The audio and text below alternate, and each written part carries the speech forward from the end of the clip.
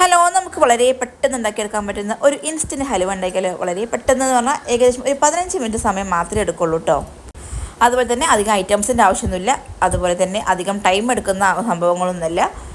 അത്ര വല്ല കോഴിക്കോടൻ ഹലുവയുടെ ടേസ്റ്റ് ഒന്നും ഇല്ലെങ്കിലും ഏകദേശം നമുക്ക് കഴിക്കാൻ പറ്റിയ ഒരു കുഞ്ഞു ഹലുവ എന്ന് പറയാം കേട്ടോ. ഇതായിട്ട് ഫസ്റ്റ് നമ്മൾ ഏതിലാണോ ഹലുവ ഒഴിച്ച് വെക്കാൻ ഉദ്ദേശിക്കുന്നത് ആ ടിന്നകത്ത് കുറച്ച് നെയ്യാക്കി വെക്കുക. പെട്ടെന്ന് കിട്ടാൻ വേണ്ടിയിട്ടാണ് ഞാനിത് കേക്ക് ബേക്ക് ചെയ്യുന്ന ടിന്നകത്ത് കുറച്ച് നെയ്യാക്കി വെച്ചിട്ടുണ്ട്. ഞാൻ അതിൻ്റെ മുകളിൽ കുറച്ച് കാഷ്യൂനട്ടും കിസ്മിസും ഇട്ടിട്ടുണ്ട്.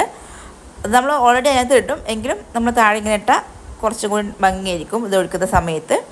പിന്നെ നമ്മൾ മെയിൻ ആയിട്ടുള്ള സംഭവം കോൺഫ്ലവർ ആണ്. 1/2 കപ്പ് കോൺഫ്ലവർ എടുത്തിട്ടുണ്ട്. ഇതിലേക്ക് അതിന് ഡബിൾ 1 കപ്പ് വെള്ളം, സാധാരണ നോർമൽ വാട്ടറാണ്, ഇത് ഒഴിച്ച് കട്ടയില്ലാതെ നന്നായിട്ട് ഇളക്കി കൊടുക്കുക. ഈ ഒഴിച്ച് വെക്കേണ്ട പാത്രം അതുപോലെ നമ്മൾ കോൺഫ്ലവറും ആദ്യം തന്നെ റെഡിയാക്കി വെക്കണം. എന്നിട്ട് പിന്നെ നമ്മൾ ഫ്ലെയിമോ ഓൺ ആക്കിയിട്ട് അടുത്ത പരിപാടിയിലേക്ക് കിടക്കാം. അങ്ങനെ നമ്മൾ അതവിടെ കലക്കി റെഡിയാക്കി വെച്ചിട്ടുണ്ട്. ഇതിലേക്ക് 1/2 കപ്പല്ല 1 കപ്പ് പഞ്ചസാര വേണം കേട്ടോ. ഞാൻ ആദ്യം 1/2 കപ്പ് ചേർത്തു, പിന്നെ 1 കപ്പ് വെള്ളം ചേർത്തു. അങ്ങനെയാണ്, അതായത് 1 കപ്പ് പഞ്ചസാരയും 1 കപ്പ് വെള്ളമാണ് ചേർത്തിട്ടുള്ളത്. അത് നന്നായി വെട്ടി തിളക്കുന്ന സമയത്ത് 1/2 ടേബിൾ സ്പൂൺ നാരങ്ങ നീര് ഒഴിച്ചിട്ടുണ്ട്. വിനാഗിരി പറ്റില്ല കേട്ടോ. പിന്നെ കുറച്ച് ഉപ്പും ചേർത്തിട്ട് നന്നായി ഇളക്കുക. അതിനുശേഷം നന്നായി വെട്ടിത്തിളക്കുന്ന സമയത്ത് നമ്മൾ കോൺഫ്ലവറിൻ്റെ നേരത്തെ മിക്സാക്കി വെച്ചിട്ടില്ലേ, അത് ഒന്നും കൂടി നന്നായി ഇളക്കുക. അല്ലെങ്കിൽ കട്ട പിടിച്ചിട്ടുണ്ടാകും, താഴെ അടിഞ്ഞിട്ടുണ്ടാകും. അത് നന്നായി മിക്സ് ചെയ്തിട്ട് ഇതിലേക്ക് ഒഴിച്ച് കൊടുക്കുക. ഈ ഒഴിച്ച് കഴിഞ്ഞാൽ എന്ത് ചെയ്യണം, നമ്മൾ കൈ വിടാതെ ഇളക്കിക്കൊണ്ടേയിരിക്കണം, അല്ലെങ്കിൽ പെട്ടെന്ന് കട്ട പിടിക്കുന്ന സംഭവമാണിത്. ഇങ്ങനെ കട്ട പിടിച്ച് കഴിഞ്ഞാൽ പിന്നെ പ്രശ്നമൊന്നുമില്ല, ലോ ഫ്ലെയിമിലേക്ക് വെച്ചാൽ മതി. പിന്നെ നമ്മൾ കുറച്ച് ഫുഡ് കളറാണ് റെഡ് ചേർത്തിട്ടുണ്ട്. നന്നായി മിക്സ് ചെയ്യുക. പിന്നെ കളർ വേണമെന്നുണ്ടെങ്കിൽ നമുക്ക് വീണ്ടും ഒരു 2-3 ഡ്രോപ്പ് ഒന്നുകൂടി ഒഴിച്ചു കൊടുക്കാവുന്നതാണ്. കോൺഫ്ലവർ നന്നായി കട്ട ആവുന്നത് വരെ നമ്മൾ കൈ വിടാതെ ഇളക്കിക്കൊണ്ടിരിക്കും, അല്ലെങ്കിൽ അവിടെയും ഇവിടെയൊക്കെ ആയിട്ട് കട്ട പിടിച്ചുകൊണ്ടിരിക്കും. ഒരു വൃത്തി ഉണ്ടാവില്ല കാണാനായിട്ട്. പിന്നെ കട്ട പിടിച്ച് കഴിഞ്ഞാൽ പിന്നെ അത് പ്രശ്നമില്ല, പിന്നെ പതുക്കെ ഇളക്കി കൊടുത്താൽ മതി. പിന്നെ നമ്മൾ കുറച്ച് തിക്കാവുന്ന സമയത്ത് 1 ടേബിൾ സ്പൂൺ നെയ്യ് ഒഴിച്ചു കൊടുക്കാം. നെയ്യ് നമുക്ക് 2-3-4 ടേബിൾ സ്പൂൺ നമ്മുടെ ഇഷ്ടത്തിനനുസരിച്ച് ചേർത്ത് കൊടുക്കാം കേട്ടോ. വെളിച്ചെണ്ണ ചേർത്ത് കൊടുക്കരുത്, അതിൻ്റെ ടേസ്റ്റ് മാറിപ്പോകും. അങ്ങനെ നന്നായിട്ട് ഇളക്കി കൊടുക്കുക. ജസ്റ്റ് പെട്ടെന്ന് കുറുകി കിട്ടും. ഇതിന് ഒരുപാട് സമയമൊന്നുമില്ല. കോൺഫ്ലവർ പെട്ടെന്ന് തിക്കാവുന്ന സംഭവം നമുക്ക് എല്ലാവർക്കും അറിയാം. അങ്ങനെ കുറച്ചും കൂടി ആകുമ്പോൾ വീണ്ടും അങ്ങനെ 2 ടേബിൾ സ്പൂൺ നെയ്യാണ് ഞാൻ ചേർത്ത് കൊടുത്തിട്ടുള്ളത്. ഇനി നിങ്ങൾക്ക് വേണമെങ്കിൽ 3-4 ടേബിൾ സ്പൂൺ ചേർത്ത് കൊടുക്കാം കേട്ടോ.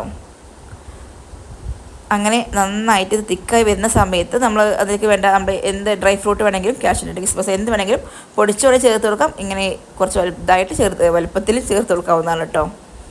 അങ്ങനെ ഇതെല്ലാം മിക്സ് ചെയ്ത് അത് ഏകദേശം നന്നായി തിക്കായി വരുന്നുണ്ട് കണ്ടോ. ഈ സമയത്ത് നമ്മൾ ഞാൻ കാണിക്കാൻ മറന്നുപോയി, 2 ഏലക്കായും 2 ടേബിൾ സ്പൂൺ പഞ്ചസാരയും പൊടിച്ചെടുത്തതാണ്. അത് പൊടിച്ച് ഇതിലേക്ക് ചേർത്ത് കൊടുത്തിട്ടുണ്ട്. 2 ഏലക്കായും 2 ടേബിൾ സ്പൂൺ പഞ്ചസാരയാണ് കേട്ടോ. അത് ചേർത്ത് ഇതിലേക്ക് നന്നായിട്ട് ഇളക്കി കൊടുക്കുക. പെട്ടെന്ന് തന്നെ മിക്സാവും, കട്ട പിടിക്കൊന്നുമില്ല, നന്നായി ഇളക്കി കൊടുത്താൽ മതി. ഈ സമയത്ത് ലോ ഫ്ലെയിമിൽ ഇട്ട് കൊടുക്കുക കേട്ടോ. പിന്നെ ഹൈ ഫ്ലെയിമിൽ ലോ ഫ്ലെയിമിൽ നമ്മുടെ ഇഷ്ടത്തിനനുസരിച്ച് ഇട്ട് കൊടുക്കാം. നമ്മൾ ഇളക്കുന്നതിനനുസരിച്ചിട്ട്, നമ്മൾ ഇളക്കാതെ മാറി നിൽക്കുകയാണെങ്കിൽ ലോ ഫ്ലെയിമിലേക്കും, ഇപ്പോൾ ഫുൾ ടൈം ഇളക്കുകയാണെങ്കിൽ ഹൈ ഫ്ലെയിമിൽ ഇട്ടാൽ മതി. ഇപ്പോൾ അത്യാവശ്യം നന്നായി തിക്കായി വരുന്നുണ്ട്. പിന്നെ കുറച്ചും കൂടി തിക്കാവട്ടെ എന്ന് കരുതി ഒരു 2 മിനിറ്റ് കൂടി ഞാൻ സ്റ്റൗവിൽ തന്നെ വെച്ചിട്ടുണ്ട്. പിന്നെ എനിക്ക് പറയാനുള്ളത്, കോഴിക്കോട് ഹലുവയും തമ്മിൽ കമ്പാരിസൺ ചെയ്യരുത് ഒരിക്കലും. അതുവേ ഇത് രണ്ടും വേറെയാണ് കേട്ടോ. കാരണം അത് ഒറിജിനൽ ഹലുവയാണ്, ഇത് ഡ്യൂപ്ലിക്കേറ്റ് ഹലുവ, നമ്മൾ നെസ്റ്റിൻ്റെ ഹലുവ എന്ന് പറയും. നമുക്ക് കുട്ടികൾക്ക് പെട്ടെന്ന് ഉണ്ടാക്കി കൊടുക്കാം. അവർക്ക് എന്തെങ്കിലും ആഗ്രഹം പറഞ്ഞാൽ ഹലുവ വേണമെന്നൊക്കെ പറഞ്ഞ സമയത്ത് നമുക്ക് ഉണ്ടാക്കി കൊടുക്കാൻ പറ്റുന്ന ഒരു ഹലുവ, അത്രയേ ഉള്ളൂ. അല്ലാതെ ഒറിജിനൽ ഹലുവയും തമ്മിൽ ഒരു അത്ര വലിയ ഇതൊന്നുമില്ല. എങ്കിലും കഴിക്കാം, ഹലുവയായി തന്നെ കഴിക്കാം കേട്ടോ. ടേസ്റ്റ് ഇല്ലെന്നല്ല, അത്യാവശ്യം ടേസ്റ്റുള്ള ഹലുവയാണ്. അങ്ങനെ നമ്മൾ ഫ്ലെയിം ഓഫ് ചെയ്ത് നമ്മൾ സ്റ്റൗവിൽ നിന്ന് മാറ്റിയിട്ടുണ്ട്. ഏകദേശം തിക്കായ സമയത്ത് നമ്മൾ ഫ്ലെയിം ഓഫാക്കി മാറ്റിയിട്ടുണ്ട്. ഇനി നമ്മൾ നേരത്തെ തയ്യാറാക്കി വെച്ച ടിന്നിലേക്ക് ഇത് ഒഴിച്ച് കൊടുക്കാം കേട്ടോ. പിന്നെ പല വീഡിയോസും ഞാൻ കണ്ടിട്ടുണ്ട്, സെയിം ഇൻഗ്രീഡിയൻസ് ഉപയോഗിച്ച് തന്നെ ഈ ഹലുവ ഉണ്ടാക്കിയിട്ട് അവർ പറയും വളരെ ടേസ്റ്റാണ്, കോഴിക്കോടൻ ഹലുവ വരെ മാറി നിൽക്കും. അതൊക്കെ വളരെ വെറുതെ റീച്ച് വേണ്ടി പോയ സംഭവമാണ്.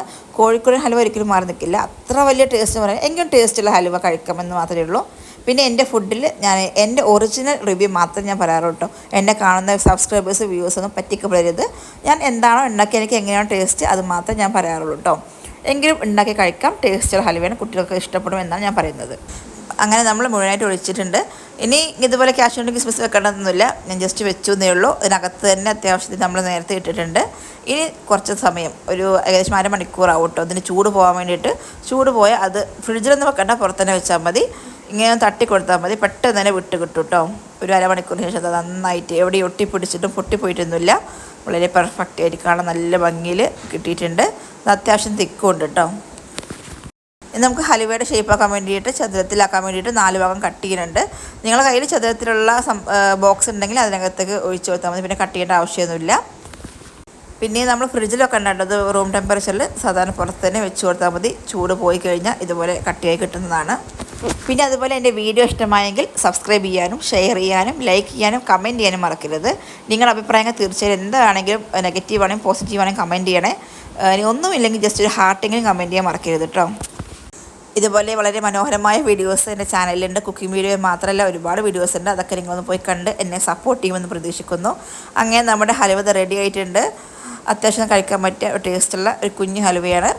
ഇതുപോലത്തെ മറ്റൊരു വീഡിയോയുമായിട്ട് അടുത്ത വീഡിയോയുമായിട്ട് ഞാൻ വരുന്നതായിരിക്കും. Thank you.